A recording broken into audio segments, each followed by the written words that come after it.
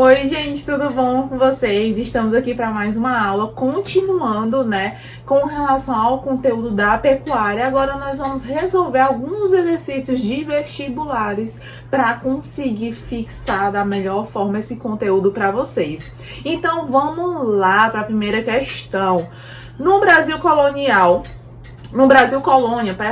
a pecuária teve um papel decisivo Então, aí, durante o processo de povoamento do Brasil, é importante vocês lembrarem, isso daí também entra no conteúdo de história, que a pecuária ela foi fundamental para conseguir fazer o processo de interiorização do país, tendo em vista que onde foi que os colonizadores chegaram? Principalmente na parte do litoral. Então era só aquilo que eles conheciam, então eles tiveram que começar a adentrar pelo território para conseguir explorar mais. E uma forma de povoar e colonizar essas regiões foi através do que? Da pecuária.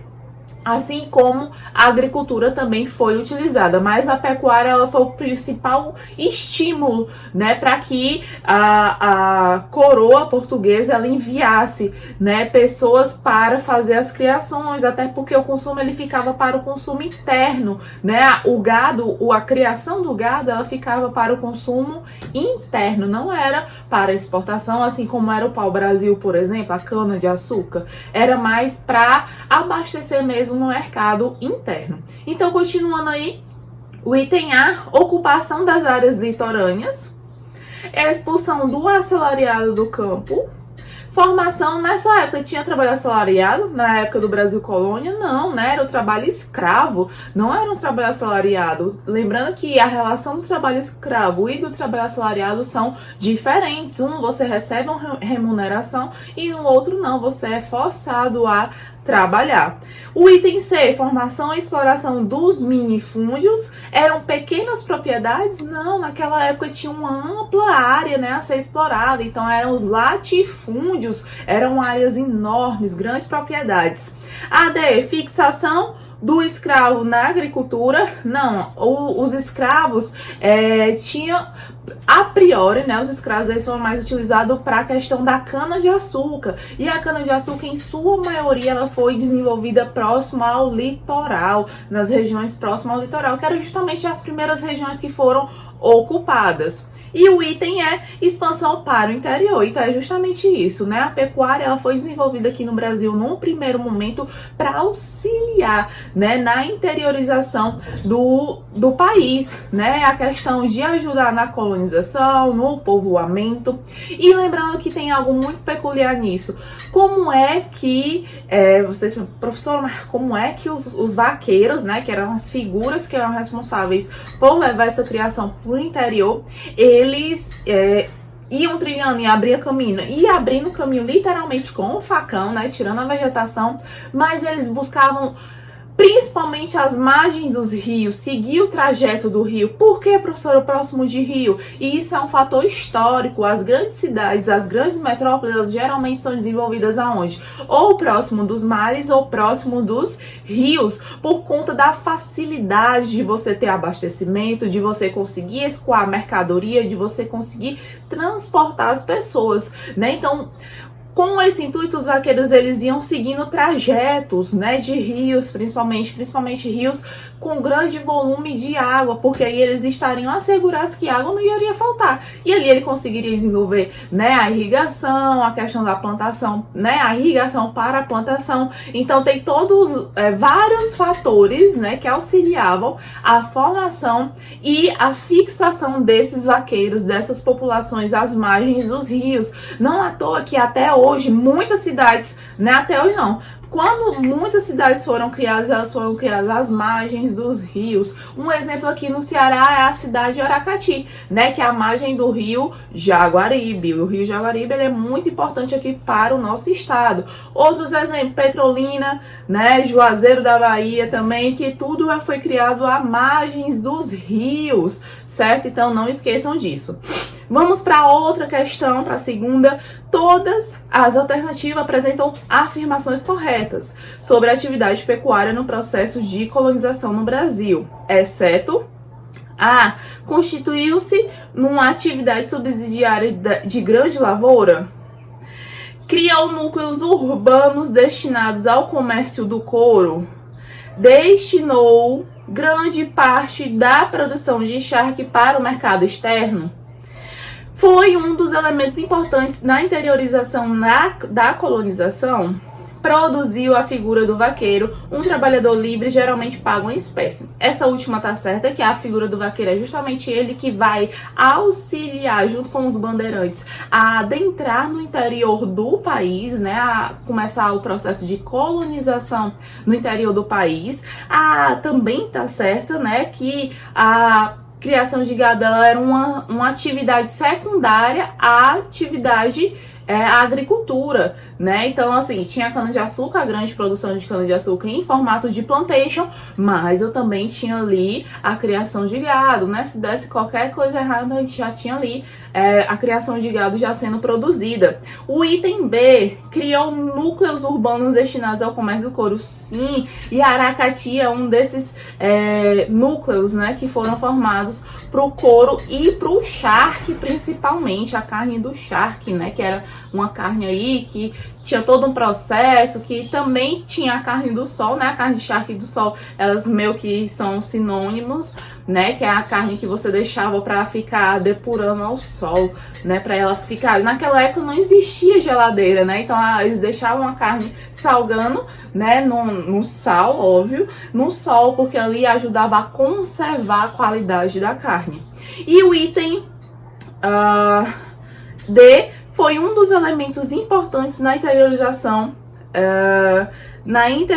A C, vamos lá, destinou-se para grande parte da produção de charque para o mercado externo. Não, o mercado que era o principal consumidor desse charque, dessa pecuária, desse tipo de produção, era o mercado interno, não era o mercado externo. O mercado externo, quem é que buscava o mercado externo? Qual era o produto que era vendido para o mercado externo? Era a cana-de-açúcar nessa época, né? Então, o charque, ele ficava basicamente para o mercado interno, né? Eles ficavam para abastecimento da própria população aqui no Brasil, certo? Então o item é errado porque ele quer o exceto, né? Justamente essa, destinou-se grande parte da produção de charque para o mercado externo. Não, toda praticamente era para o mercado interno, para o abastecimento da própria população. Vamos lá para a terceira questão. A região sul se destaca em termos de atividades criatórias e entre as regiões brasileiras a que dispõe do maior rebanho de... Lembrando, gente, que região centro-oeste, região sul e região sudeste são destaques do nosso país na criação geral, né, de animais, tanto bovinos, caprinos, ovinos, as aves também entram nisso, só que cada região vai ter meio que uma especialidade. E no caso da região sul, a gente vai ter a especialidade de suínos e ovinos, né, que são as ovelhas. E é muito propício por conta do clima para as ovelhinhas, que lá eles criam aquelas ovelhas que têm lã. Então eles utilizam também, além da carne, né, para o abate, você vai utilizar a ovelha tanto para o abate, quanto você consegue retirar a lã para fazer roupa, para fazer agasalhos, tendo em vista as questões climáticas de lá, que é uma região mais fria, né? A gente fala na geografia que é uma região mais temperada. Certo? Então o item certo aí é o item D de dados, suínos, que é a criação de porcos, e ovinos, que é a criação de ovelhas. Os porquinhos também lá eles têm como é que eu posso falar? Uma tradição por ter muita família descendente de alemães, né? Da época dos imigrantes, na época das colheitas de café que existiam na região sul e sudeste, eles se fixaram naquela região, fizeram várias colônias e os alemães, eles gostam muito de comer carne de porco, né? Então, por isso também, né? Isso também se justifica ter essa grande criação de suínos. Beleza, continuando, vamos para a próxima questão. O Pantanal Mato-Grossense possui características singulares que o individualizam e tornam uma unidade fisiográfica e morfoestrutural. única no território brasileiro, com uma economia caracterizada pela, né? Então, o Pantanal é uma área que é muito rica, que fica na região centro-oeste. Ele vai ter uma rica biodiversidade, contudo, hoje vem sofrendo com muitos impactos, principalmente por conta do desmatamento para ampliação da criação de gado e para a ampliação da agricultura, né? Então, a gente vai ter a ampliação aí da agropecuária, né? Que é tanto a agricultura quanto a pecuária. Na região centro-oeste, nós vamos ter uma ampla questão da plantação de soja, né? A soja lá é um dos principais grãos a serem colhidos, assim como o milho também, né? Então, o Pantanal ele vem sendo deteriorado em detrimento, né, do surgimento de novas plantações, de novas áreas de criação. E lembrando que tanto a plantação quanto a criação, elas são feitas em sua boa parte de forma extensiva. Professor, o que é da forma extensiva? Em amplas áreas, com pouca utilização de tecnologia, diferente da intensiva, que são áreas menores e que você vai utilizar mais o quê? Mais tecnologias, né, para maximizar essa plantação ou essa criação, né? Então, lá por ter muitas terras livres, né, eles têm essa tradição, esse costume de fazer tanto a agricultura quanto a pecuária de forma extensiva. Então, acho que eu já até respondi a questão, né? Vai ser caracterizada como a criação extensiva de gado bovino, né? Então, no sul, a gente vai ter a criação de suínos e ovinos, e no centro-oeste vai se destacar principalmente a criação de bovinos. Vamos lá para a próxima questão. O rebanho ovino, que é de ovelhas, no Brasil, em razão das condições climáticas mais favoráveis, concentram-se principalmente no estado de... Eu acabei de falar que principalmente na região sul, os ovinos, eles conseguem se adaptar melhor. Até porque eles vão conseguir retirar boa parte, né, vai conseguir vários produtos a partir da criação dos ovinos, como a lã, né, com a própria carne, eles conseguem fazer queijo através do leite. Enfim, eles conseguem tirar vários subprodutos a partir do ovino, né? Então, na região sul, basta a gente procurar aqui qual é o item que tem algum estado da região sul. O item A, São Paulo, não. O item B, Mato Grosso. Mato Grosso fica onde? Na região centro-oeste.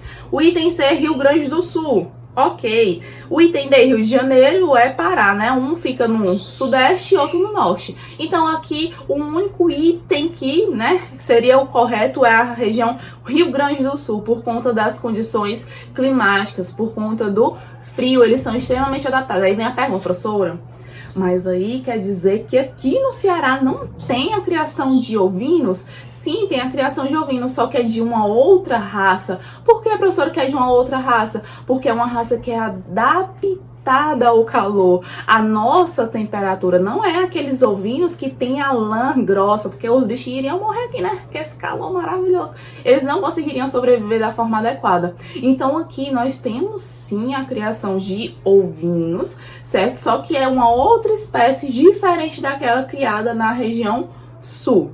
Certo? Tudo tranquilo. E até dizem, né, que as ovelhas, elas são muito astuciosas, que sobem em todo canto, destrói alguns tipos de pequenas plantações, que as bichinhas são danadas. Vamos aí para a última questão para a gente finalizar com chave de ouro.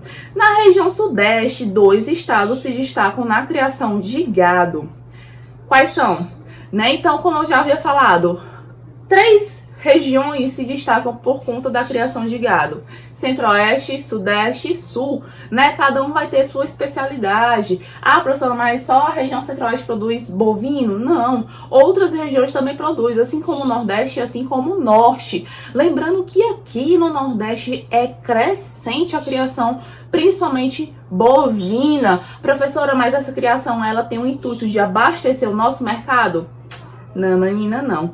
O intuito principal é o abastecimento externo, é para exportação, para vender. como eu já havia falado na aula anterior, essa venda desse produto, né, que é a carne, acontece principalmente para o Chile, para os Estados Unidos, que é o maior consumidor e produtor também, né, para a China, para o Irã, para o Egito, né? Então todos esses países eles compram a nossa carne. Professor, mas aí é só criar um boizinho, cortar o boizinho e mandar a carne? Não, gente, tem todo um padrão de qualidade. Então por isso que quando eu falo assim, o que fica aqui no Brasil é praticamente o quê? A rebarba, né? Só o que sobra literalmente. Não é à toa que o Brasil ele acaba fazendo o quê? Importando carne, principalmente da Argentina e do Uruguai, que são carnes mais suculentas. Professora, então aqui no Brasil nós não temos carnes tão suculentas assim. Temos carne suculenta sim, só que elas são para o mercado externo, né? Os produtores eles ganham mais se conseguir fazer a venda para outros países. É melhor, eles lucram mais do que se eles vendessem para o mercado interno, para o nosso abastecimento. Então, voltando aqui à questão, né, que eu fiz um pequeno discurso, né? Reler a questão. Na região sudeste, 2 estados se destacam na criação de gado. A. Espírito Santo e Rio de Janeiro. Minas Gerais e Espírito Santo. A. C. São Paulo e Rio de Janeiro. Gente, o Rio de Janeiro, por conta da sua extensão territorial, vocês sabem que é só um filetinho, né? Ele não tem tantas áreas assim amplas para a criação, para o cultivo, né? São Paulo já é diferente, São Paulo já tem uma grande, né? Por mais que tenha uma população muito grande, a população é densamente concentrada, principalmente assim, próximo à capital. Minas Gerais também tem um grande território, um amplo território, e o Espírito Santo, assim como o Rio de Janeiro, também é bem pequenininho, são 2 filetinhos, né?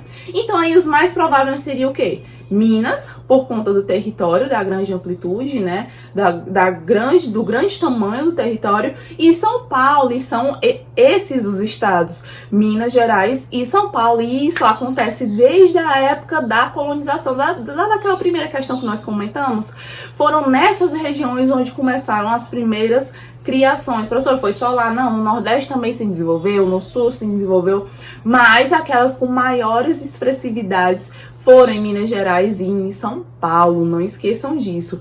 Outra coisa muito importante do Nordeste, que eu já falei 500 mil vezes, mas vou falar de novo, que é muito importante vocês lembrarem, que o sul do Maranhão e o sul do Piauí também são amplos produtores de carne bovina, especificamente para exportação. Não fica nada aqui dentro, vai tudo, ó, para fora do país. Então, pessoal, espero que vocês tenham gostado. Até a próxima semana e um beijão!